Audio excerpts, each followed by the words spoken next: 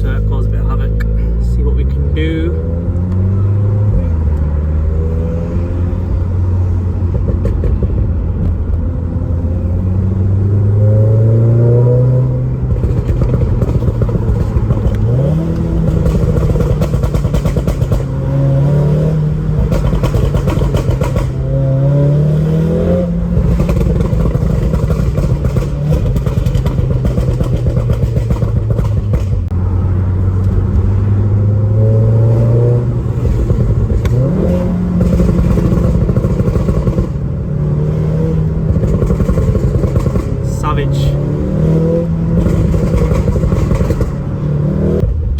Stairs now, I'm gonna stop.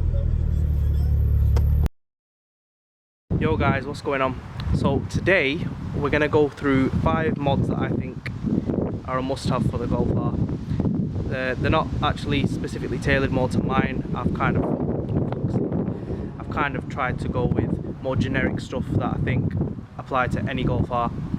We're gonna do a bit of exhaust, a bit of performance, and a bit of cosmetic, all within the 5. But yeah, let's get started on the mods. So the first thing I would recommend that you need to get done 100%, and I know it's a bit of a cliche one because everyone says it, res delete. 1,000,000%, whether it's a 7 or a 7.5 or an S3 for that fact, res delete is the first thing you need to do to the car. Now I don't even have a video of mine when I first got it because it sounded shite, but I've got a video of when it got res deleted, and which I'll throw in around now.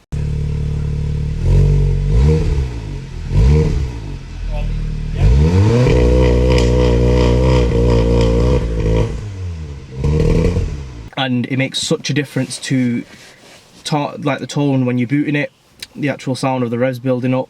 The DSG farts, they get more aggressive. The actual sound of it cruising around the city, it's just got more of an aggressive grumble to it. What you don't realise about our cars is the 2-litre engines. They're full of silencers. Firstly you've got the cat, which silences a lot of the engine. Then you've got the downpipe, which can be bigger, which makes it louder. Then you've got the resonator. Then you've got the back box, and then obviously in the 7.5s from like 68 plates or 19 onwards, you've got the GPF, which I think is only a UK thing.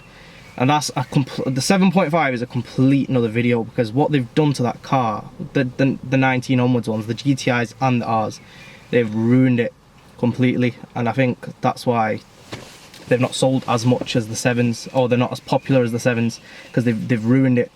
Anyway, but the thing with the res is it'll cost you anything from, I'd say, like 50 to £150, depends where you go with. You could go with a custom, which will probably be cheaper. You can go for Scorpion, which I think is around like the 120, 130 mark, or you could go for Miltech, and I think there's a few others as well, but they're kind of the main ones. So mine's a Scorpion low drone, and that's what I was going to recommend. 100% you need a low drone Scorpion res delete. The drone, basically, most people will know, but for those who don't, drone is that humming sound when you're on the motorway cruising at about 2,000-3,000 revs. It's that humming, loud humming sound within the car, or even when you're just driving around the city, it's annoying, very annoying. Even when you've got music on, you can hear it. It's like a vibration within the car. So the low drone res delete, it gives you all the sound gains that you want in terms of making the DSG farts louder and stuff, but the low drone basically reduces the drone from within the car, the cabin of the car. So I'd say that's an absolute must.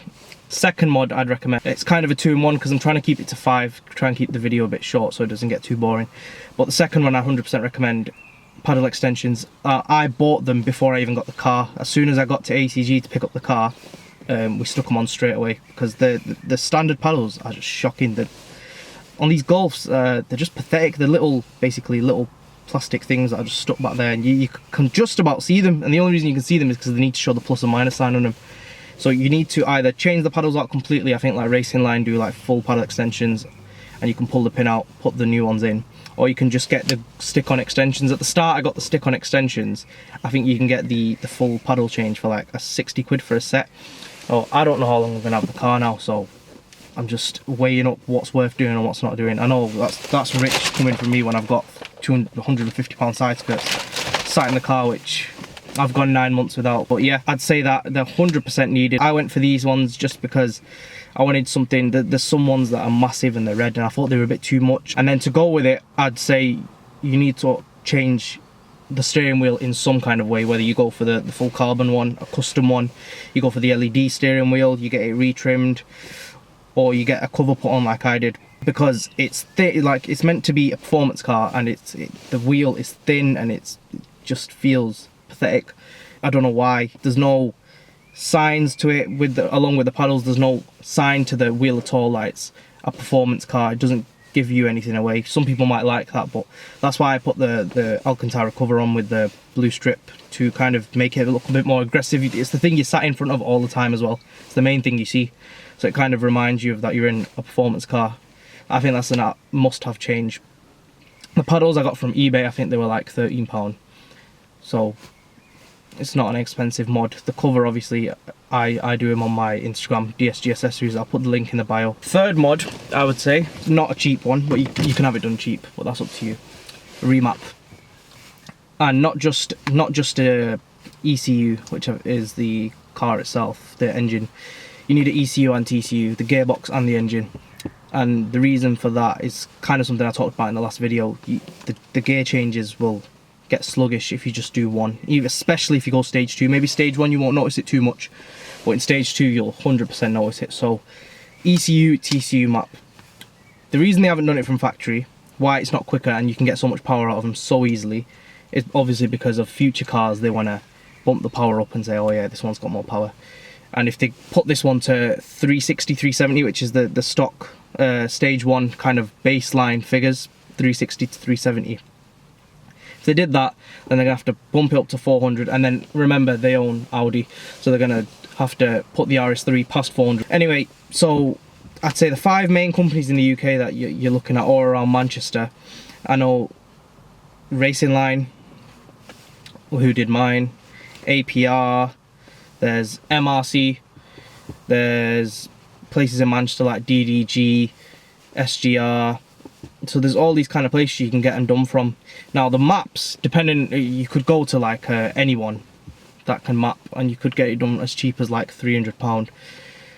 But again, that's if you want to do that. If you want to go with someone reputable, I think with like APR you're looking at anything from 750 for just the engine to maybe around 1400 with the gearbox as well. And then you've got like Racing Line. I think they're kind of the same prices as well, so they are expensive, but the power gains you get more torque. You get a lot more torque. So I think you get 60 to 70 bhp more, but you get over 100 or more torque from the map. So I would say it's a must, because the drive, the kick down, everything. So mine's my speed limit removed, rev limiter in park removed. You get these little things as well, which just make the car better. And the kick down, like when you're just cruising at 70 on the motorway and then you just floor it in auto, in race, the kick down, it kicks your head back. It's insane. The launch is mad as well. Since I've had the Howlix sorted and I've launched it a couple of times, it's scary. The way it launches, and it's only stage 1, it's scary how it just dots off the line so quickly. And the stock ones, I've been in a stock one and it is quick, but stage 1 for the money, it changes the car completely. If you add that with a res delete and maybe a few exhaust mods, which is what I've done basically, it's just a different car. I'd personally recommend, it depends what you want, because you can kind of get the economy kind of map, which you're not going to get on this car. You can get the pop and bang map, which isn't all about performance, it's more about noise, which is what mine. Or you could get just an all-out aggressive map for power, and I think APR are the way to go for a kind of performance map. If you want like a custom tune, I've not actually had one, but SGR and DDG in Manchester, they've done some full custom tunes which they spend like a full day on, and from what I've seen, like Sham's car was done by DDG. What they do is mad. Like the way they've got, I don't want to give too much away, but the way they've got his car flaming, a Polo GTI flaming, is mad. But yeah, that's like remapping. That's what I would say for remapping. If you want me to go into more detail about it, then I can do in another video. Just let me know in the comments. Next thing, must full Maxton kit, or any body kit of that. It could go TRC or KSB if they do Golfs. some sort of body kit, you know, in terms of splitter, skirts, diffuser, spoiler. The car, when it was stock, do you know what? I didn't actually realise compared to now. I loved the car when it was stock, and I was considering leaving it stock when I first got it. But now the kit's on, and when I look back when it was stock, I actually hate how it looks. I mean, it's understated, which some people like again, but it's a Golf R. It's like the top of the range Golf. Yeah, you get quad exhaust, and you know, you get the power and whatever, and R badges, but it just, when you compare it to like an RS3, I know it's not a comparison to this, but the top of the range A3 is the RS3, and when you compare it to that, how they get the honeycomb grille, and it just, the RS3 looks, you can tell it's not an A3.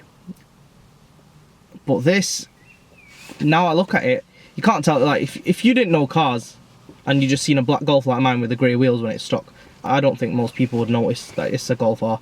So I'd say the splitter, obviously you could go for the one, I'm going to throw it in here, the one I've gone for. I've told you about the problems with that in my first video.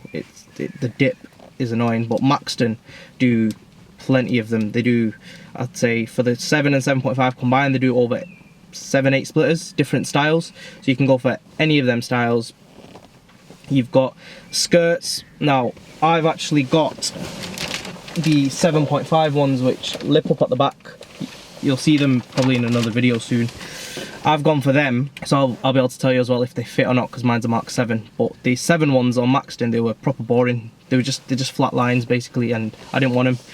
I've spoke to a couple of people and they said these will fit, so we're gonna find out, I guess. If not, then it's a shame on me. So yeah, diffuser.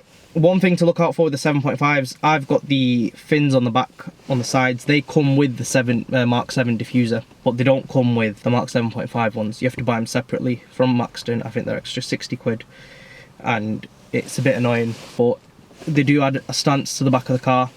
So I would say if you've got a 7.5 and you're buying the diffuser, buy the fins as well, because it just gives a bit of a wider stance. Good thing about the 7s, it came with, I think it was like 145 quid with delivery, because you can put a discount code on. If you just Google Maxton discount code, there's always one on Google for 10%.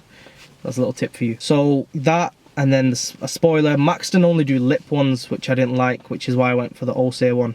So I actually wouldn't recommend a Golf spoiler from Maxton. I'd recommend having a look around. Obviously the go-to seems to be Oettinger, or if that's how you pronounce it, Oettinger. You can go Olsay as well, but it's expensive. You could go, I don't think there's not too many brands for the Golfs that do spoilers, so you've kind of limited with your options. Or you could find companies that, you know, custom mold and custom build them. So yeah, that's your options in terms of that. And the last thing I would say is spacers. I'll throw springs in a bit, but I'll tell you something that I've been hearing a lot, and the reason I didn't do it. So I went 12mm on the front, 15mm on the back. I got them done from Auto World, and the thing is, I didn't really notice it until I seen another Golf R with spacers, and at that point I was like, wow, like they sit in too much, far too much, and it looks stupid. So the way they sat now, you obviously can see on the clips, it sits a lot wider, it sits more aggressively, and with the kit, when you put the kit on, the whole stance of the car changes. So obviously it's lower from the front, it's lower from the sides, it's lower from the back, it's more aggressive at the back, and then when it sits wider, it just gives the whole car a nice balance. Now what I'm going to say to you here is, this is where you need to be careful. I would say, from what I've heard, you need to make a choice of what you're doing. On the Golf R, probably potentially GTI as well, but they sit a bit higher and a bit more in, so it's a bit different. But for the Rs, I can guarantee you need to make a decision. You need to make a decision of whether you're getting spacers or springs. If you're going 20mm on the spring and around the same setup as me on the spacers, you need to make a decision on which one you're gonna have, because all I've heard is that when you do both, your arches rub and it starts flaking your paint. It's annoying, especially when you have people sat in the car, it's just rubbing on the arches.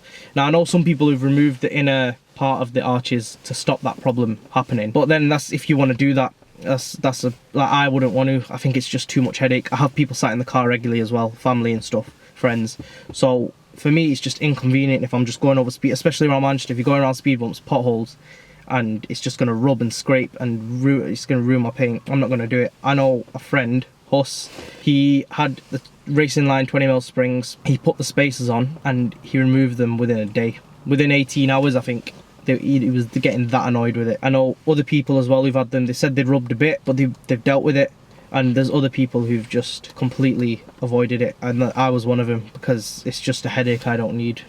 as a daily, it's just not something I don't want. But yeah, that's kind of them 5 things covered. I'd say these are kind of tailored to preference. I've kind of tried to avoid the things that I've done specifically for me. I've kind of tried to do something that would be general. But yeah, I hope you enjoyed it. I hope it was useful again and helpful when deciding what you're going to do with your Golf. Please like, subscribe and share. Take care, I'll see you in the next video. By the way, I'm still waiting for mounts and that, so we just have to make do with what we have. Content is content, innit?